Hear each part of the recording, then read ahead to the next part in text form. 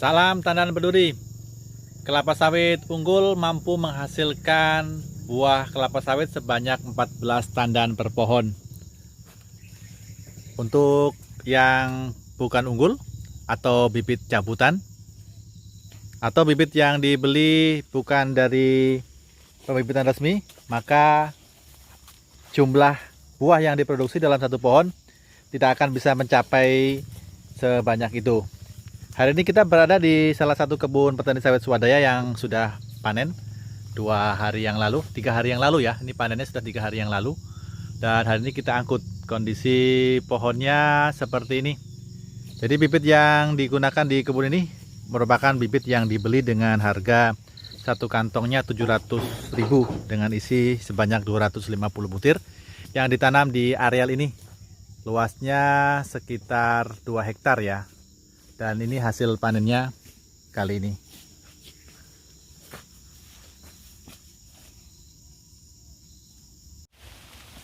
Meskipun cara panennya bagus, buahnya masak, namun ini banyak sekali buah dura yang ada di pohon di kebun ini. Jadi ini rata-rata buahnya dura. Kebanyakan seperti ini, buahnya tidak terlalu besar ya. Buahnya kecil dan bentuknya tidak bisa padat seperti ini. Jadi ini salah satu ciri-ciri buah dari bibit yang tidak unggul, yang mana kebunnya baru berumur sekitar 6 tahun. Jadi seperti ini profil tanaman yang ditanam dari bibit yang tidak unggul. Buahnya banyak kosong seperti ini. Dan jarang-jarang tandan yang muncul di pohonnya. Jadi penanamannya cukup rapat ya, ini seperti ini. Rapat dan kebanyakan pohonnya seperti ini, tidak menghasilkan buah secara maksimal. Ini ada sekitar 2 tandan saja ya yang ada di pohon ini. Yang di sebelah sini masih cukup banyak yang ini. Ini cukup banyak. Yang di sini kosong lagi.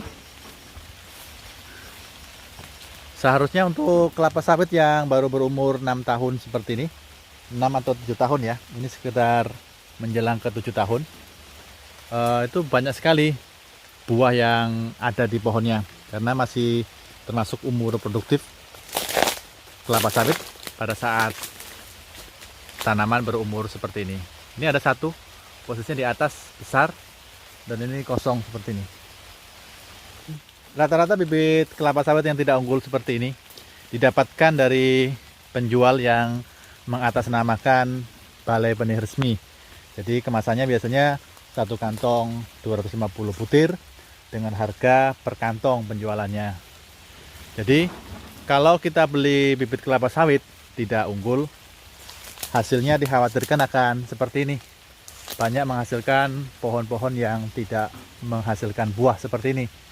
Tentu saja ini sangat merugikan petani karena dengan bibit yang seperti ini, dengan bibit abal-abal, tanaman yang diperoleh seperti ini, buahnya sangat jarang-jarang. Luas lahan di kebun ini sekitar 2 hektar ya, 2 hektar, dan rata-rata panen hanya di kisaran 1,5 ton, di bawah 1,5 ton rata-rata panennya.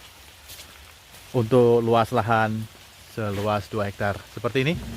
Ini juga kosong ya. Jadi dari tadi kita jalan hanya menemukan beberapa pohon yang berbuah.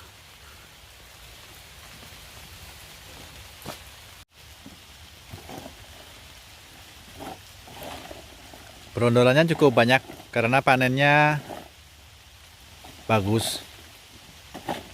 Jadi saat musim hujan seperti ini, berondolan akan meningkat karena jadwal pengambilan TBS itu sering terlambat. Jadi kebun ini seharusnya sudah 2 hari yang lalu kita angkut, namun baru kali ini bisa kita angkut akibat jadwal yang lain itu baru bisa kita selesaikan kemarin, dan giliran hari ini kita baru bisa menyelesaikan panen di kebun ini.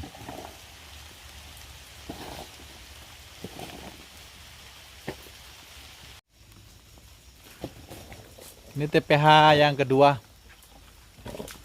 Baru dapat sekitar 500-an kilo ya. Ini pohonnya juga tidak ada buahnya.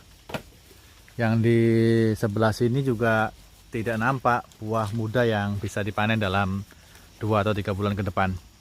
Ini ada satu bunga yang bentuknya tidak sempurna seperti ini. Dan untuk pelepah yang lainnya kosong.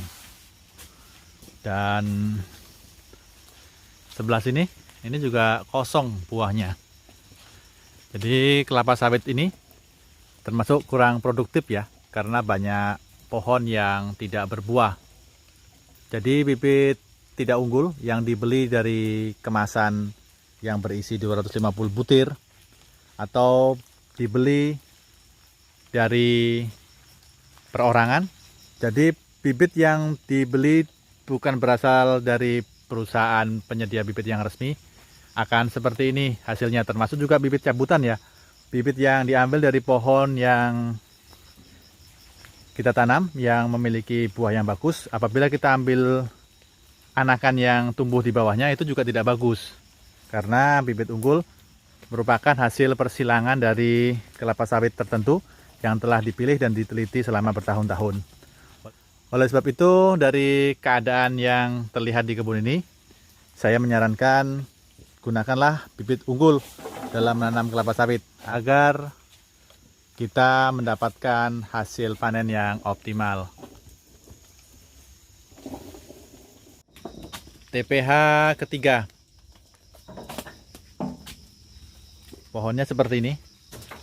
Ini pelepahnya warnanya kuning dan buahnya ada ini 2, sebelah sini 3. Cuman ada 3 tandan ya di pohon ini yang terlihat buahnya. Untuk yang di sebelah sini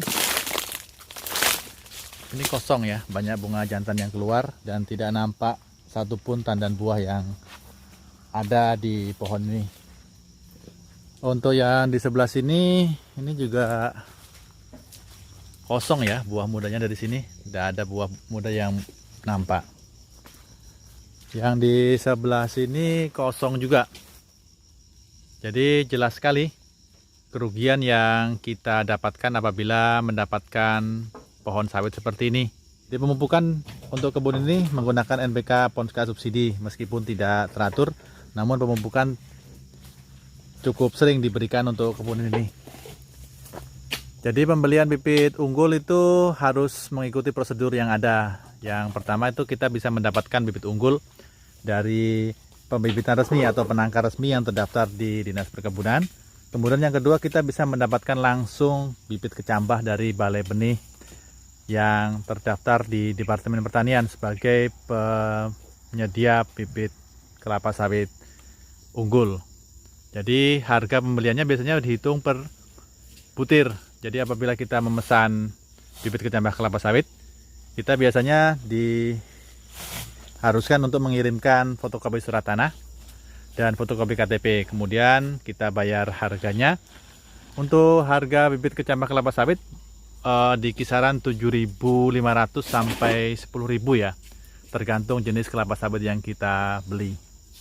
Jadi seperti ini kondisi kebun petani sawit swadaya yang menggunakan bibit tidak unggul, bibit yang satu kantongnya harga 700.000 dengan isi tanaman 250 butir.